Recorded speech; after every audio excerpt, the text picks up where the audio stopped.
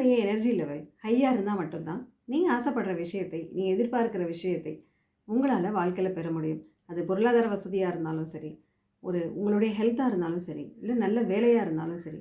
So நீங்கள் எந்த விஷயம் உங்களுக்கு தேவைன்னு நினைக்கிறீங்களோ அதுக்கு உங்களுடைய எனர்ஜி லெவலை ஹையாக மெயின்டைன் பண்ணுறது தான் ரொம்ப முக்கியம். அந்த சக்தி நிலை அதை எப்படி ஹையாக மெயின்டைன் பண்ணுறது அப்படிங்கிறத இந்த வீடியோவில் பார்க்கலாம். நான் Jayashree. I'm a mind coach and hypno healer and welcome to my channel mind miracle. நம்மளுடைய சேனலுக்கு இது வரைக்கும் சப்ஸ்கிரைப் பண்ணாதவங்க சப்ஸ்கிரைப் பண்ணிக்கலாம். அப்போ தான் வீடியோஸை தொடர்ச்சியாக உங்களால் பார்க்க முடியும். சரி, நம்ம சக்தி நிலை அப்படின்னு சொல்கிறோம் இல்லையா, அதாவது நம்மளுடைய எனர்ஜி லெவல் அதை நம்ம ஹையாக மெயின்டைன் பண்ணால் தான் நம்ம ஆசைப்படுற விஷயத்தை சீக்கிரமாக வாழ்க்கையில் அச்சீவ் பண்ண முடியும். சரி, இந்த எனர்ஜி லெவலை எப்படி மெயின்டைன் பண்ணுறது? முதல்ல எனர்ஜி லெவல்னால் என்ன அப்படின்னா, நம்ம எந்த மாதிரியான எண்ணங்களோடையும் உணர்வுகளையும் இருக்கிறோமோ அதுதான் நம்மளுடைய சக்தியை தீர்மானிக்குது. ஃபார் எக்ஸாம்பிள், நீங்கள் ரொம்ப சந்தோஷமாக இருக்கிறீங்கன்னு வச்சுக்கோங்களேன். அப்போது உங்களால் பல வேலைகளை உங்களால் சந்தோஷமாக செய்ய முடியும், சக்ஸஸ்ஃபுல்லாக முடிக்க முடியும். டயர்டு சீக்கிரம் ஆக மாட்டீங்க. ஆனால் அதே சமயத்தில் நீங்கள் கொஞ்சம் அப்செட் ஆகிருக்கிறீங்க, ரொம்ப ஒரு மாதிரி டல்லாக இருக்கீங்க அப்படின்னு சொன்னால் செய்கிற வேலைகளில் உங்களால் சுறுசுறுப்பாக செய்ய முடியாது, அந்த அளவுக்கு எஃபிஷியண்ட்டாகவும் செய்ய முடியாது. அப்போது உங்களுடைய எனர்ஜி லோவாக இருக்குது, ரொம்ப டயர்டாக இருக்கீங்க, எனர்ஜியே இல்லை அப்படின்னு தானே ஃபீல் பண்ணுவீங்க. கவலையாக இருந்தால் எனர்ஜியே இல்லாத மாதிரி தான் இருக்கும். ஆனால் நீங்களே சந்தோஷமாக இருக்கிறப்போ ஃபுல் எனர்ஜியோட வேலை செய்வீங்க. அப்போ இதுதான் உங்களுடைய எனர்ஜி லெவல். அப்போ எது தீர்மானிக்குது? உங்களுடைய உணர்வுகள். நீங்கள் மனசில் எந்த மாதிரி இருக்கீங்க, நீங்கள் சந்தோஷமாக இருக்கீங்களா இல்லை கவலையாக இருக்கீங்களா அப்படிங்கிறது தான் உங்களுடைய சக்தி நிலையை தீர்மானிக்குது. அப்போது நீங்கள் சந்தோஷமாக இருக்கிறப்போ உங்களுடைய எனர்ஜி ஹையாக இருக்கும். அப்போது நீங்கள் ஆசைப்படுற விஷயத்தை அச்சீவ் பண்ண தேவையான எல்லா செயல்களையும் ரொம்ப தைரியத்தோடையும் தன்னம்பிக்கையோடையும் சுறுசுறுப்பாகவும் நீங்கள் செய்வீங்க. அதே சமயம் நீங்கள் ரொம்ப டயர்டாக டல்லாக எக்ஸாஸ்டடாக இருக்கிறீங்க அப்படின்னா உங்களுக்கு செய்ய வேண்டிய வேலைகளை உங்களால் செய்ய முடியாது. அப்புறம் செஞ்சுக்கலாம்னு நீங்கள் ப்ரொக்ராஸ்டினேட் பண்ணுவீங்க, இல்லை நாளானைக்கு பண்ணிக்கலாம், அப்புறம் பண்ணிக்கலாம் அப்படின்னு கொஞ்ச நாள் அதை செய்யவே விட்டுடுவீங்க.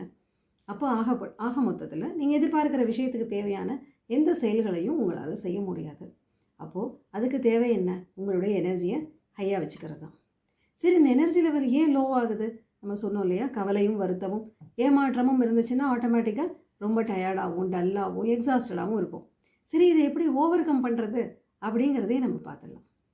இப்போ மனசில் ஏதோ ஒரு விஷயத்தை யோசிக்கிறோம், அதனால் நம்மளுக்கு மனசு அப்செட் ஆகுது, இல்லை கவலையாது, இல்லை ஒரு ஏமாற்றம், ஏதோ ஒரு வருத்தம், ஏதோ ஒரு நெகட்டிவ் ஃபீலிங் வருது. எதையோ விஷயம் யோசிக்கிறோம், உடனே ஆட்டோமேட்டிக்காக இந்த மாதிரியான உணர்வுகள்லாம் வருது. சரி, இது எப்படி ஓவர் கம் பண்ணுறது அப்படின்னா, நீங்கள் ஹோப்பனோ மெடிடேஷனை தொடர்ந்து செய்யலாம். ஹோப்பனோனா என்ன அப்படின்னு தெரியாதவங்களுக்காக நான் சொல்கிறேன். ஹோப்பனோ அப்படின்னா என்ன அப்படின்னா, அது ஒரு ஹவாயன் ப்ராக்டிஸ்.